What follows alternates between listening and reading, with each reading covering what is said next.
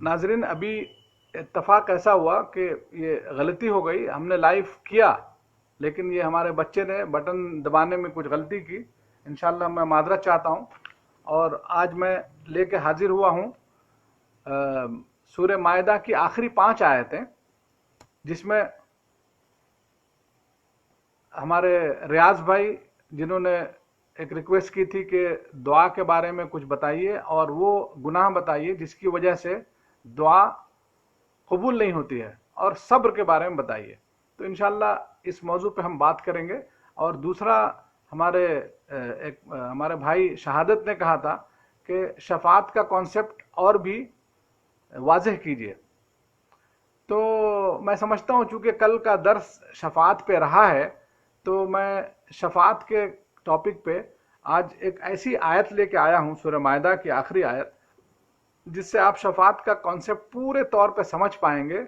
न सिर्फ समझ पाएंगे बल्कि ये आयत ऐसी है कि जो क़यामत के दिन जो होने वाला है, कुरान की एक ही ये आयत है, उसको, उस मंजर को, क्या होने वाला है उस एपिसोड को एज इट इज अभी से रख दिया है, बता दिया है। आप सुन के हैरान हो जाएंगे। जिन लोगों ने कुरान एक बार नहीं पढ़ा होगा वो ये सुनेंगे तो हैरान हो जाएंगे कि क़यामत के उस मंजर को जो आने वाला है, उस लाइव मंजर को अभी से बता दिया इस उम्मत को। अब आप इस पे अंदाजा कर सकते हैं, सोच सकते हैं कि इस उम्मत को क्यों बताया होगा।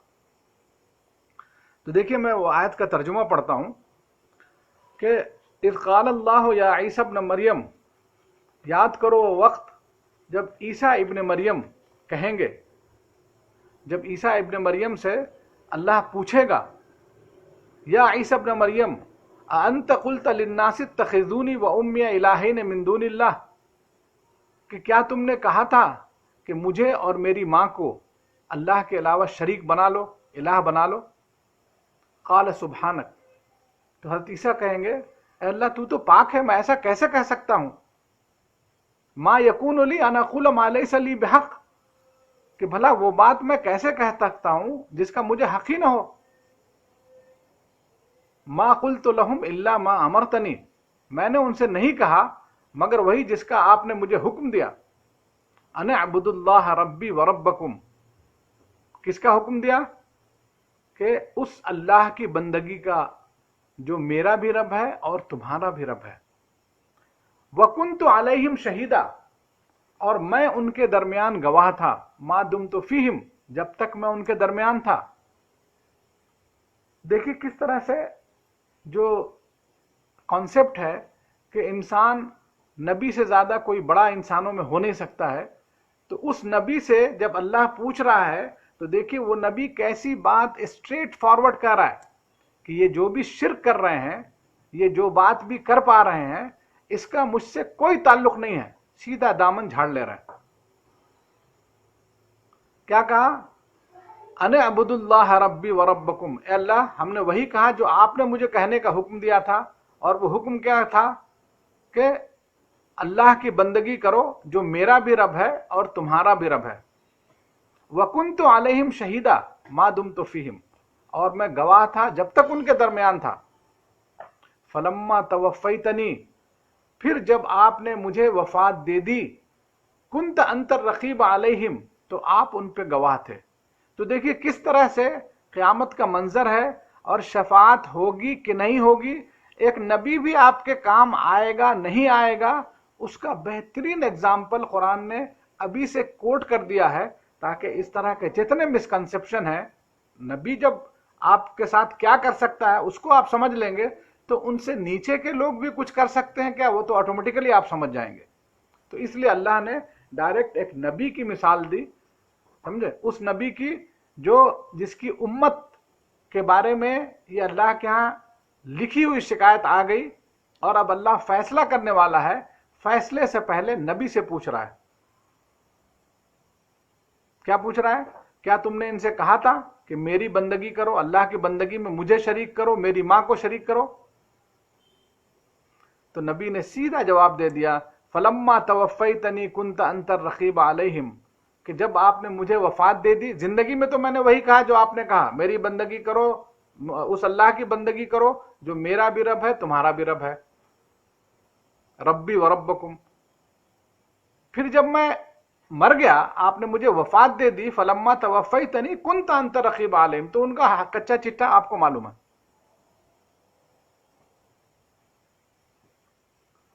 وکنت اور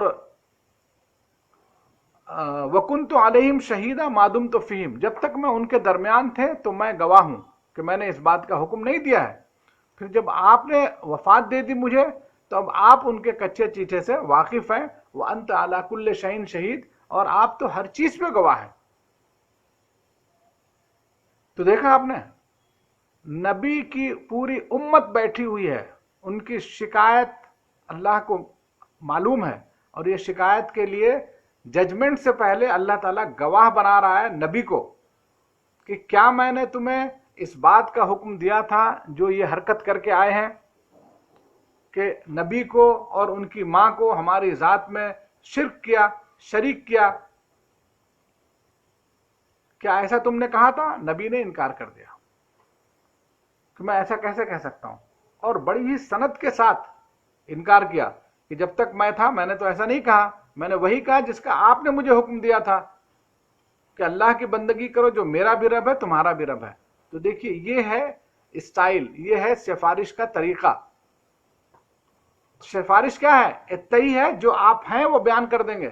اگر آپ شرک کرنے والے ہیں تو آپ کو مشرک بیان کر دیں گے، اور اگر آپ اچھا کرنے والے ہیں تو آپ اچھا کرتے تھے، اس کی ستائش ملے گی آپ کو، اس کی کامیابی ملے گی آپ کو. تو دیکھیے آگے کہ اب نبی کیا کہہ رہا ہے، ان تعذبہم فانہم عبادک، کہ اگر آپ انہیں عذاب دیں تو یہ تیرے بندے ہیں. یہ نہیں کہہ رہے کہ یہ مشرک ہیں، گفتگو میں تھوڑی نرمی ضرور ہے. کیا ہے؟ ان تعذبہم فانہم عبادک، کیونکہ اگر آپ انہیں عذاب دیں تو یہ آپ کے ہی بندے ہیں. وَإِن تَغْفِرْ لَهُمْ، اور اگر آپ انہیں بخش دیں، فَإِنَّكَ أَنْتَ الْعَزِيزُ الْحَكِيمُ، تو آپ بڑے زبردست ہیں اور بڑے حکیم ہیں. تو پہلی صفت جو استعمال کی، اگر آپ بخش دیں کہ آپ بڑے زبردست ہیں، تو اس کا مطلب کیا ہے؟ آپ کے فیصلے میں کوئی مداخلت نہیں کر سکتا ہے، آپ کے ہاتھ کو کوئی روک نہیں سکتا ہے، آپ معاف کر سکتے ہیں. اور حکیم ہے، اس میں کیا اشارہ ہے؟ آپ کو معلوم ہے صحیح اور غلط کیا ہے، آپ حکمت والے ہیں، آپ کا ہر عمل حکمت سے خالی نہیں ہوتا ہے. تو دونوں باتیں نبی نے کہہ دی. اس میں کہیں سے لگا آپ کو کہ کسی طرح کی اس طرح کی شفاعت یا سفارش ہو رہی ہے جو کانسیپٹ میں ہم اور جی رہے ہیں، جو ہم نے سن رکھا ہے؟ کیوں اس کانسیپٹ کو اللہ نے اس کتاب میں رکھا؟ اللہ کو معلوم ہے کہ پچھلی قومیں کیسے گمراہ ہوئی ہیں، ان کی وجہ کیا رہی ہے. بندہ بندہ ہی ہوتا ہے، چاہے وہ تقوی اور پرہیزگاری کے کسی بھی مقام پہ پہنچ جائے، اللہ کے ساتھ اس کو کبھی نہیں بٹھانا، اللہ کے کسی بھی حکم میں اس کو شریک مت سمجھنا. نبی سے تو کوئی بڑا نہیں ہوتا ہے نا. اب دیکھیے یہ تو سفارش عیسیٰ کی طرف سے ہو گئی علیہ السلام. اب اللہ کیا کہتا ہے، یہ پورا سننے کے بعد ان کا کارنامہ دیکھ لیا، نبی کو گواہ بنا دیا، اور یہ بتا دیا کہ نبی نے گواہ بنا دیا اپنے آپ کو کہ میں نے تو ایسی کوئی بات نہیں کہی ہے، ان کا عمل یہ ہے، میں نے نہیں کہا تھا.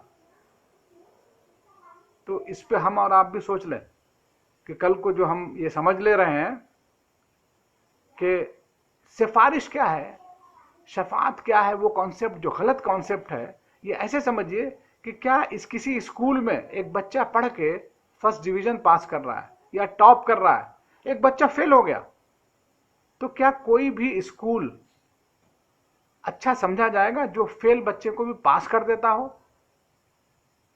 کتنا بھی بڑا آدمی سفارش کر دے، کوئی بہت بڑا منسٹر شفاعت کر دے کسی اسکول میں کسی بچے کے بارے میں، اور اگر وہ اسکول پاس کر دے تو کیا آپ اس کو انصاف کہیں گے؟ کیا آپ یہ کہیں گے کہ اس کو کرنا چاہیے؟ کیا پبلک ایجوٹیشن اور دھرنا نہیں بیٹھ جائے گی ایسے اسکولوں پہ؟ تو پتہ یہ چلا کہ اس طرح کا کانسیپٹ ہی اصل میں غلط کانسیپٹ ہے. بالکل غلط کانسیپٹ ہے. اور اس کی وجہ کیا ہے؟ اس کی وجہ یہی ہے، شیطان ہے. شیطان انسانوں کو، انسان کے دماغ میں اتنا بڑا بنا دیتا ہے کہ اسے وہ اللہ کے قریب سمجھنے لگتے ہیں، اور پھر جو امیدیں اللہ سے وابستہ کرنا چاہیے وہ اس کے سلسلے اور توسط سے کرنا شروع کر دیتے ہیں. تو یہاں سے شرک آتا ہے. اب دیکھیے، یہ پوری حجت تمام کرنے کے بعد اللہ اپنا فیصلہ کیا سنائے گا وہ سنیے. اللہ کہتا ہے قال اللہ ھذا یوم ینفع الصادقین صدقہم. اللہ کہے گا آج وہ دن ہے جو وفاداروں کو، سچوں کو ان کی سچائی نفع دے گی. دیکھیے، اسٹریٹ فیصلے میں کوئی کمی نہیں ہوئی. کیا فیصلہ ہوا؟ کوئی نرمی برتی گئی؟ نبی نے دبے لفظوں میں سفارش کر دی تھی آپ کی؟ کوئی فیصلے میں نرمی برتی گئی؟ نہیں برتی گئی. اللہ کیا فرما رہا ہے؟ ھذا یوم ینفع الصادقین صدقہم. آج وہ دن ہے. آج جو بول رہا ہے اس میں کتنی بڑی بات ہے. آج کا مطلب یہ ہے کہ اس سے پہلے میں نے تمہارے پاس نبی بھیجے، رسول بھیجے، اپنی کتاب اتاری، ڈرانے والے لوگ بھیجے. یہ سب ہونے کے بعد پھر تم نے یہ غلطی کی. یہ غلطی قابل معافی نہیں ہے، بالکل نہیں ہے. آج وہ دن ہے. اگر معاف کر دیا تو کیا ہوگا؟ کیا فرق رہ جائے گا ایک اچھا کام کرنے والے میں، ایک برا کام کرنے والے میں؟ جو مرڈر کر کے آیا ہے، جو مرڈر کر کے نہیں آیا ہے، کوئی فرق رہ جائے گا؟ تو بھلا اللہ سے ایسے فیصلے کی امید کیوں کر ہم کریں؟ جب ہم اور آپ اچھے انسان نہیں کرتے ہیں ایسے فیصلے زندگیوں میں، تو بھلا اللہ سے ایسے فیصلوں کی امید کیوں کر کریں؟ تو اللہ فرما رہا آج وہ دن ہے جب ان کو سچوں کو ان کی سچائی نفع دے گی. لہم جنات تجری من تحتها الانہار. ان کے لیے باغات ہیں جن کے نیچے نہریں بہتی ہوں گی. خالدین فیہا. اس میں ہمیشہ رہیں گے. پھر اتنا ہی نہیں کہا، پھر کہا ابدا، ابد الاباد کی زندگی، ہمیشہ ہمیش رہیں گے. اور اس کے بعد جو سب سے بڑا انعام ہے اللہ تعالیٰ کا، وہ کیا ہے؟ رضی اللہ عنہم ورضوا عنہ. اللہ ان سے راضی ہو جائے گا اور وہ اللہ سے راضی رہیں گے. تو یہ سب سے بڑی جو چیز ہے اللہ کی طرف سے، وہ اس کی رضا کا حصول ہے. اس کے بعد اللہ نے فرمایا کہ ذالک الفوز العظیم. تم یہ جو کامیابی کا پیمانہ لیے پھرتے ہو نا، اصل کامیابی یہ ہے. ذالک الفوز العظیم، یہ عظیم کامیابی ہے، بڑی کامیابی یہ ہے کہ تم قیامت کے دن اللہ کی رضا حاصل کر سکو، اللہ کی سختی سے بچ سکو، اس کے غضب سے بچ سکو، اور ابد الاباد کی زندگی جنت میں تمہارا داخلہ ہو سکے. یہ بڑی کامیابی ہے. اور آج دنیاوی کامیابی میں تم غلط فلط حرکتیں کر کے ڈونیشن یہاں وہاں دے کے سمجھتے ہو کہ یہ سب بندے جو ہے اللہ سے تمہیں بچا لیں گے. یہ ناکامی ہے. یہ ڈونیشن دے کے رشوت اللہ کے ہاں نہیں چلتی ہے. لا بیع فیہ ولا خلۃ ولا شفاعہ. نہ اس دن کوئی خرید و فروخت ہوگی، نہ کوئی دوستی کام آئے گی، نہ کوئی سفارش. یہی درس تھا جس کو ایکسپینڈ کر کے ہمارے بھائی شہادت کی وجہ سے پھر سے آج میں نے ایکسپلین کیا. یہ آیت ذہن میں آئی تو میں نے کہا کہ زندہ مثال ہے شفاعت کی، جو اللہ نے فیوچر کو ابھی دکھا دیا ہم بندوں کے لیے جو اس کتاب کو ماننے والے ہیں. یہ کہانی، یہ پورا چیپٹر اس کے اندر رکھ دیا اللہ نے. اس کے بعد اللہ فرماتا ہے کہ یہ بڑی کامیابی ہے. للہ ملک السماوات والارض وما فیہن. اور زمین و آسمان میں جو کچھ ہے اس کا بادشاہ بھی اللہ ہے. مطلب کیا ہوا کہ اللہ اپنے فیصلے کرنے سے نہ کسی سے ڈرتا ہے، نہ کوئی اس سے اس کا کوئی بگاڑ لینے والا ہے، نہ اس کے فیصلے میں کوئی سامنے آ سکتا ہے. بلکہ اس زمین کا بھی، یہ تو قیامت کی سٹوری ہم نے سنائی، وَلِلَّهِ مُلْكُ السَّمَاوَاتِ وَالْأَرْضِ. زمین و آسمان کی ساری بادشاہت اللہ ہی کے لیے ہے. وما فیہن. اور جو بھی اس کے اندر ہے. اس کے اندر سے تم سونا چاندی نکال کے سمجھ رہے ہو نا بہت ہم دولت دے دے رہے ہیں، اور اسی میں سے اللہ سے بچنے کے لیے کچھ بندوں کو رشوت دے دے رہے ہو، ڈونیشن اور دان دے کے سمجھ رہے ہو کہ اللہ کے یہاں بچ جاؤ گے. ایسا کچھ ہونے والا نہیں ہے. اس سب زمین کے اندر بھی جو کچھ خزانے ہیں اس کا بھی مالک اللہ ہی ہے. وَهُوَ عَلَى كُلِّ شَيْءٍ قَدِيرٌ. اور وہ ہر چیز پہ قادر ہے۔ تو آپ نے دیکھا شفاعت کا لائیو منظر قرآن کے ایک ایپیسوڈ سے، جو ایک ہی جگہ سورہ مائدہ کی آخری 5 آیتوں میں موجود ہے۔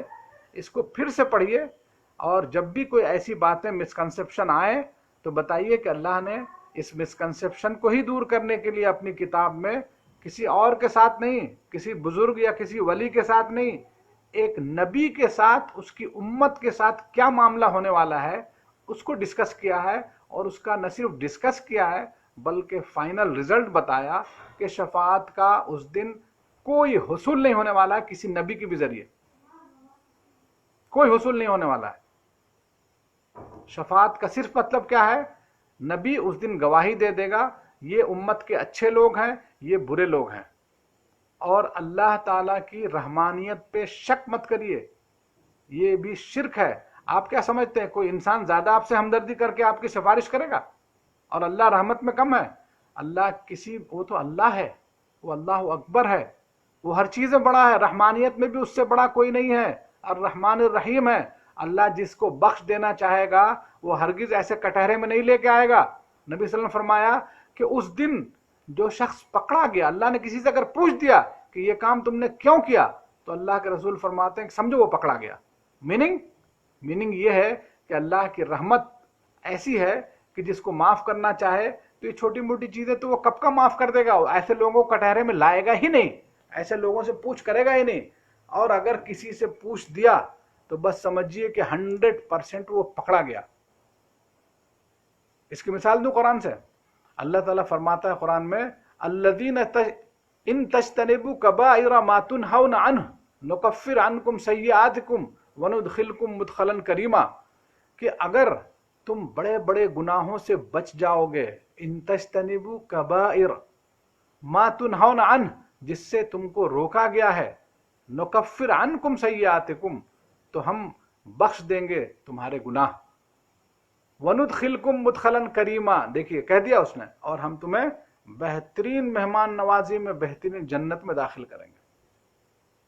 تو مجھے امید ہے کہ یہ کانسیپٹ آپ لوگوں کے ذہن میں کرسٹل کلیئر ہو گیا ہوگا، اور اگر ابھی بھی کوئی گنجائش ہے شک کی اور شفاعت کہیں سے بھی آپ کے بھیجے میں نہیں آئی ہو تو کوئی بھی سوال آپ رکھ سکتے ہیں، پوچھ سکتے ہیں۔